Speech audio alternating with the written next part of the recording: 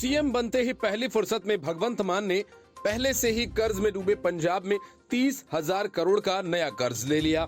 इसके बाद अरविंद केजरीवाल और आम आदमी पार्टी के प्रचार पर सैकड़ों करोड़ लुटाए, हिमाचल से लेकर गुजरात तक चक्कर काटे और इस बीच कर्ज के बोझ और फ्री फंड के खेल की वजह से खुद चक्कर में फंस गए। वजह ये कि आम आदमी पार्टी ने पंजाब में ऐसे ऐसे वादे कर दिए जिसे पूरा कर पाना अब संभव दिख नहीं रहा। इसलिए माना जा रहा है कि नए साल में भगवंत मान सरकार को कई मुश्किलों का सामना करना पड़ सकता है। आम आदमी पार्टी ने चुनाव प्रचार के दौरान कई बड़े लोक लुभावने वादे किए, जिसे पूरा करने की चुनौती आम आदमी पार्टी सरकार के सामने है। नए साल में भगवंत मान सरकार के सामने पंजाब में 18 वर्ष या उससे अधिक आयु की प्रत्येक महिला को प्रतिमाह 1,000 रुपए देने के लिए फंड की आवश्यकता होगी, वो भी तब जब राज्य की आर्थिक हालत अच्छी नहीं है।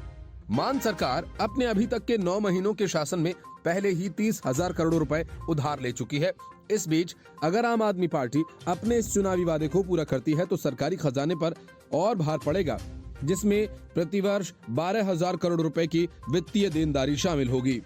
इसके अलावा पंजाब में हर घर को 300 यूनिट मुफ्त बिजली देने के वादे में राज्य का बिजली सब्सिडी बिल सालाना 20,000 करोड़ रुपए के पार होगा। इसके साथ ही भगवंत मान सरकार के सामने महंगी रेत का भी मुद्दा है। सत्ता में आने के 9 महीने बाद भी राज्य सरकार रेत की कीमतों के मामले में कोई उचित नीति बनाने में सक्षम नहीं है। पंजाब में अभी भी रेत 40 से 55 रुपए प्रति क्यूबिक फीट के हिसाब से बेची जा रही है। वहीं दिल्ली मॉडल को पंजाब में लागू करने का भी दबाव मान सरकार पर है। दरअसल चुनाव प्रचार के दौरान पंजाब में दिल्ली के शिक्षा मॉडल और मोहल्ला क्लिनिक को लागू करने की बात कही थी। कृषि के मोर्चे पर भी सरकार को कई चुनौतियों का सामना करना पड़ा है, जिसमें फसलों और उसकी कीमतों से संबंधित चुनौतियां शामिल हैं। Report news of India. खुद को मां दुर्गा का भक्त बताने वाली ममता बनर्जी को भगवान राम के नाम से काफी परहेज है। विधानसभा चुनावों के दौरान ममता बनर्जी के सामने कई बार जय श्री राम के नारे लगे और हर बार ममता बनर्जी आपे से बाहर हो गईं। ऐसा ही एक मौका फिर आया जब ममता बनर्जी एक सरकारी कार्यक्रम में शामिल हुई। असल में पीएम मोदी अपनी मां हीराबेन के अंतिम संस्कार में शामिल होने के बाद सरकारी कार्यक्रमों में भी शामिल हुए। पीएम ने वीडियो कॉन्फ्रेंसिंग के जरिए पश्चिम बंगाल में हावड़ा को न्यू जलपाईगुड़ी से जोड़ने वाली वंदे भारत एक्सप्रेस को हरी झंडी दिखाई। इस दौरान हावड़ा रेलवे स्टेशन पर कार्यक्रम में शामिल होने पहुंची पश्चिम बंगाल की मुख्यमंत्री ममता बनर्जी काफी नाराज हो गईं। सरकारी कार्यक्रम में जय श्री राम के नारे लगाए जाने के बाद पश्चिम बंगाल की मुख्यमंत्री ममता बनर्जी काफी गुस्से में नजर आईं और मंच छोड़कर नीचे से ही संबोधन किया। पश्चिम बंगाल की मुख्यमंत्री टीएमसी प्रमुख ममता बनर्जी वंदे भारत एक्सप्रेस को हरी झंडी दिखाने को लेकर आयोजित कार्यक्रम में पहुंची थीं। इस दौरान मंच पर मौजूद बीजेपी के कुछ नेताओं और कार्यकर्ताओं ने जय श्री राम के नारे लगाए, जिसके बाद ममता बनर्जी नाराज हो गईं और मंच पर नहीं गईं। कार्यक्रम के दौरान पश्चिम बंगाल की सीएम ममता बनर्जी ने यह भी कहा कि प्रधानमंत्री जी, आप आज का कार्यक्रम छोटा रखें क्योंकि आज आपके लिए बहुत दुख भरा दिन है। मुझे ये खुशी है मेरी ओर से किए गए शिलान्यास का आप उद्घाटन कर रहे हैं। रेलवे के काम की वजह से बेहाला इलाके के लोगों को बहुत परेशानी झेलनी पड़ी।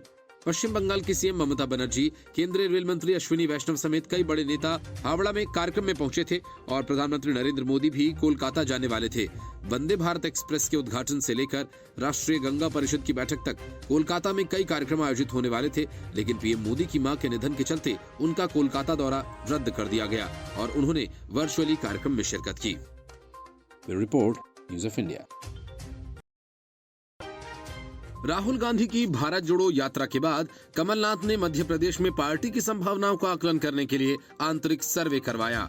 माना जा रहा है कि राहुल गांधी की यात्रा के बाद प्रदेश में कांग्रेस की हाल में कुछ सुधार होगा, लेकिन दिग्विजय सिंह के छोटे भाई और कांग्रेस के विधायक लक्ष्मण सिंह ने कमलनाथ के सर्वे की पूरी तरह से पोल खोल कर रख दी।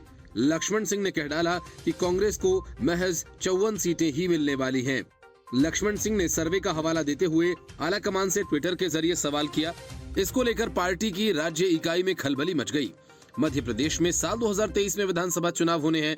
सत्तारूढ़ भाजपा और कांग्रेस समेत अन्य राजनीतिक दलों ने इसकी तैयारियां भी शुरू कर दी हैं। इस बीच पूर्व मुख्यमंत्री दिग्विजय सिंह के भाई लक्ष्मण सिंह ने ट्विटर पर यह लिखकर राजनीतिक गलियारों में हड़कंप मचा दिया कि कांग्रेस के आंतरिक सर्वेक्षण में 17 पूर्व मंत्री और 37 वर्तमान विधायक ही जीत रहे हैं। विपक्ष में रहने के बाद और भारत जोड़ो यात्रा के बाद भी ऐसी स्थिति क्यों बनी? शीर्ष नेतृत्व संभवतः इसका उत्तर दे सकता है। हाल ही में कांग्रेस के राष्ट्रीय नेता राहुल गांधी की भारत जोड़ो यात्रा मध्य प्रदेश से गुजरी थी। करीब 18 दिन तक इस यात्रा में अपार जनसमूह भी देखने को मिला था। इसके बावजूद पार्टी को आगामी विधानसभा चुनाव में महज 54 सीट ही मिलने की संभावना जताई जा रही है। कांग्रेस विधायक ने आंतरिक सर्वे के हवाले से ये दावा किया। अपनी पार्टी के विधायक के इस बयान पर अभी तक कांग्रेस की ओर से कोई प्रतिक्रिया नहीं आई है। दरअसल बीच के करीब 1.5 साल छोड़ दिए जाएं तो मध्य प्रदेश में पिछले 19 साल से कांग्रेस सत्ता से बाहर है। आपसी खींचतान और गुटबाजी के चलते पार्टी की हालत पतली है।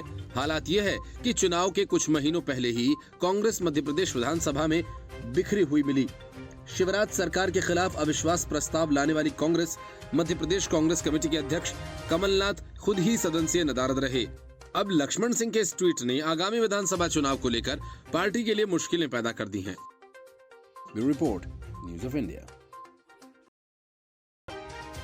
बोध गया में बौद्ध धर्म गुरु दलाई लामा की जासूसी कर रही चीन की एक महिला को आखिरकार पुलिस ने गिरफ्तार कर लिया।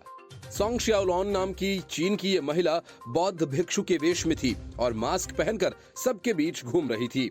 गया सिटी पुलिस के एसपी अशोक प्रसाद खुद उससे पूछताछ कर रहे हैं। उसे बोध गया के कालचक्र ग्राउंड के बाहर से हिरासत में लिया गया। ये वही जगह है जहां पर दलाई लामा रोज प्रवचन करते हैं। ये महिला 2 साल से बोध गया समेत देश के अलग अलग हिस्सों में रह रही थी। कुछ समय पहले ये अचानक गायब हो गई थी। ये भी कहा जा रहा है कि चीनी महिला के रहने को लेकर फॉरेन सेक्शन में भी कोई रिकॉर्ड नहीं। बिहार पुलिस को इनपुट मिले कि महिला गया में रह रही है और इसके बाद सुरक्षा एजेंसी ने उसका एक स्केच जारी किया था। ये महिला 2019 में भारत आई थी। हालांकि उसके बाद वो चाइना लौट गई थी और इसके बाद वो दोबारा भारत आई और यहाँ से वो नेपाल चली गई। नेपाल में कुछ दिन बिताने के बाद बोध गया आकर रहने लगी थी। सुरक्षा एजेंसी इस महिला को चीनी जासूस मान रही हैं। माना जा रहा है कि उसने दलाई लामा को धमकी दी थी और उसके बाद बोध गया में दलाई लामा की सुरक्षा को लेकर हाई अलर्ट जारी कर दिया गया था। कालचक्र पूजा को लेकर दलाई लामा प्रवास पर 22 दिसंबर को बोध गया पहुंचे हैं। उनके लिए सुरक्षा की कड़ी व्यवस्था की गई है। कालचक्र मैदान के बाहर 100 सीसीटीवी कैमरास लगाए गए हैं। चीन की ये महिला चीन की कम्युनिस्ट सरकार के इशारे पर दलाई लामा की जासूसी कर रही थी। वो भारत में वीजा की अवधि समाप्त हो जाने के बाद भी ठहरी हुई थी। पुलिस का ये कहना है कि इसके पीछे का कारण वो पता कर रही है। वहीं महिला की गिरफ्तारी के बारे में चीनी दूतावास को सूचित कर दिया गया है। Bureau report, news of India.